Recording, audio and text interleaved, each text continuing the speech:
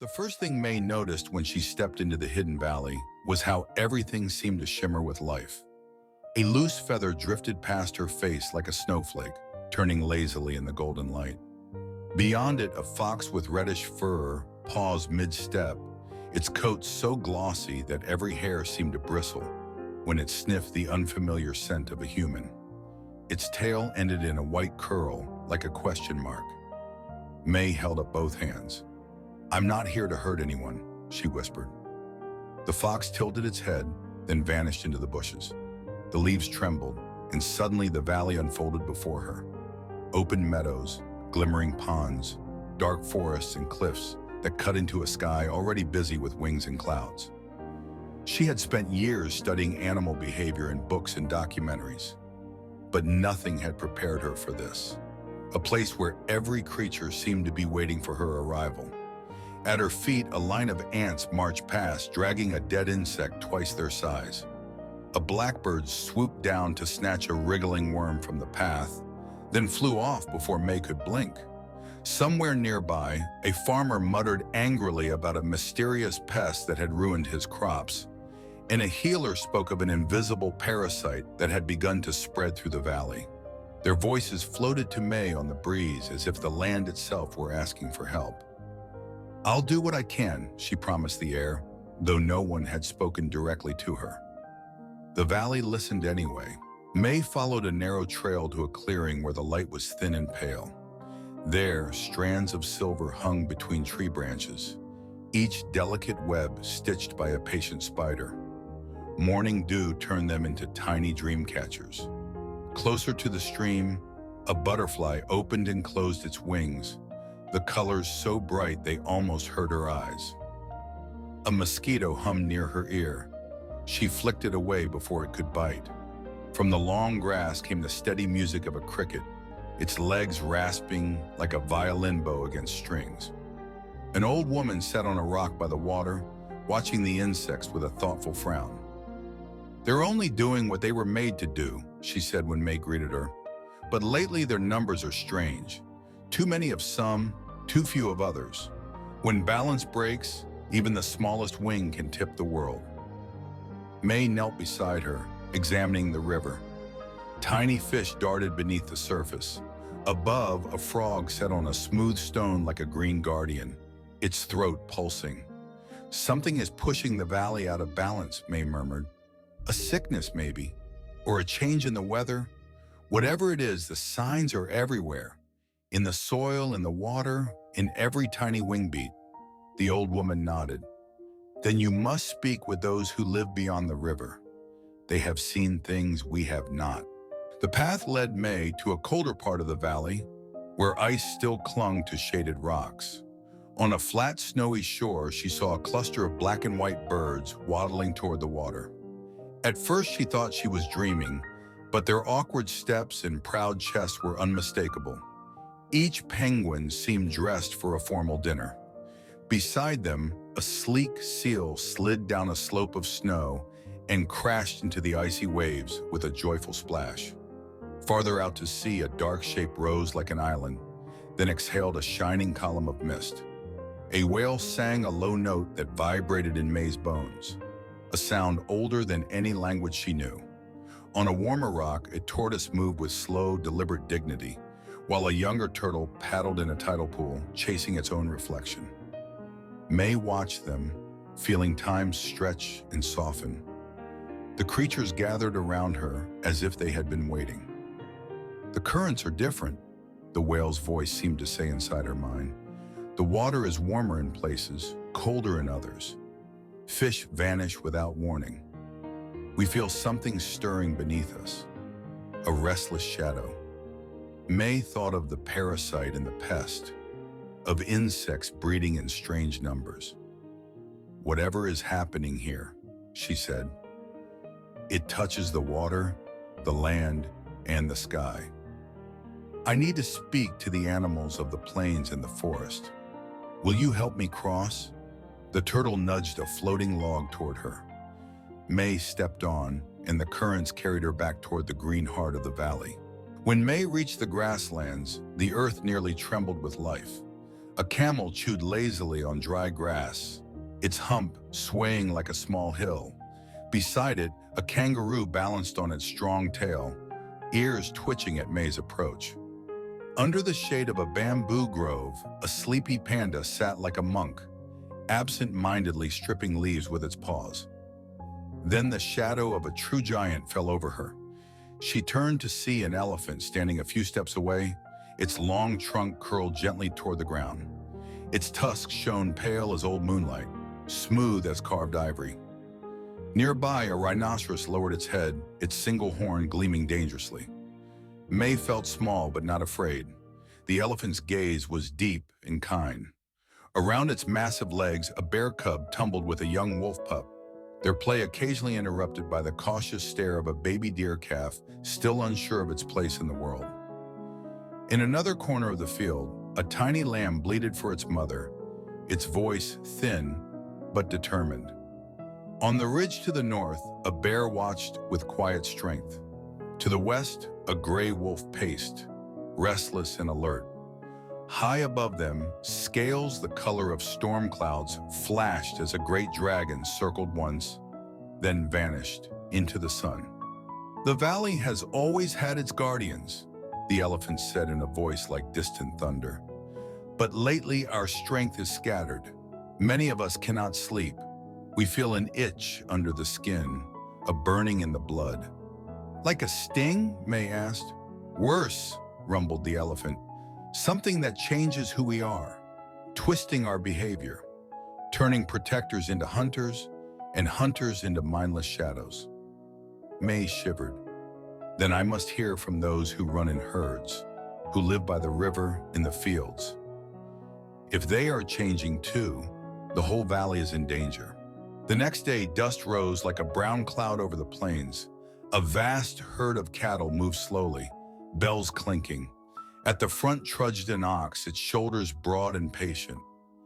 Not far behind, a bull snorted and pawed the ground, twitching with nervous energy. A lone buffalo watched from a muddy wallow, its dark eyes wary.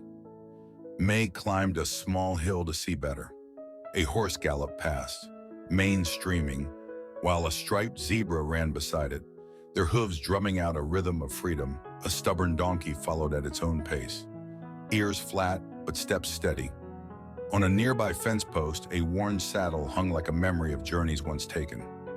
Next to it, leather straps and metal rings formed a simple harness, waiting to bind strength to purpose. May noticed something unsettling. Some animals moved with their usual grace, but others stumbled or collided as if their senses were blurred. The bull charged at shadows. The horse snapped at flies that were not there. She drew closer to the buffalo, speaking softly. "What's happening to them?" "Something in the grass," the buffalo replied, snout buried in the ground. "Something in the soil. We eat and we grow strong, or we grow strange. Sometimes a simple touch, a scratch, a hidden bite can change a gentle heart into a storm." May thought of the invisible parasite, the shifting insects. "If the cause is so small that we can't see it," she said, "then I must talk to those who see the world from above, the ones who ride the wind and watch everything." The buffalo nodded toward the cliffs. "Then climb," it said. "They are waiting." The cliffs were steep, but May climbed with careful determination. At the top, the wind greeted her with a wild shout, tugging at her hair and clothes. She stood at the edge and looked up. A falcon hovered in the air, barely moving its wings. A hawk rode a higher current, circling with sharp eyes. An eagle landed on a rocky outcrop, its talons carving lines into stone. Behind them, an owl blinked slowly from the shade of a crevice, its round eyes luminous even in daylight. Lower in the sky, lighter wings fluttered in swift patterns. A swallow skimmed just above the grass, while a pigeon cooed on a nearby ledge. A sparrow hopped nervously at May's feet, watching her with quick, bright eyes. Overhead, a black crow crossed the sky like a single stroke of ink.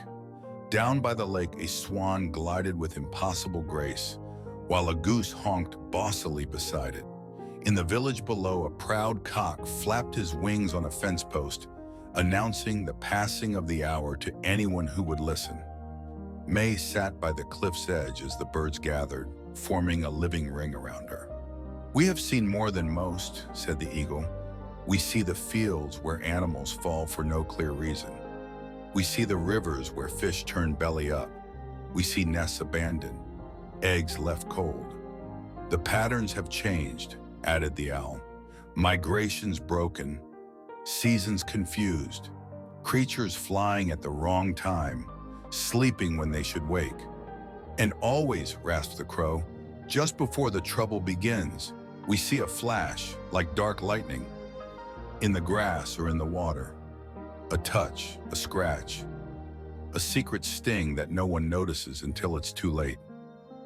May closed her eyes, assembling the pieces in her mind.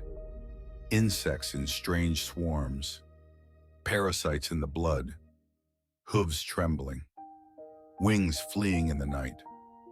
The valley was not simply sick. It was being rewritten, thread by thread. "If this continues," she said quietly, "the valley will forget who it is." "Then remind it," whispered the swallow, brushing past her ear like a breath of hope. "Bring us back to ourselves." That night, the valley darkened under a moon wrapped in thin clouds. May walked alone along a stone wall that separated fields from forest. A small mouse darted past her boot, pausing to sniff the air. A rat followed, larger and bolder, whiskers twitching.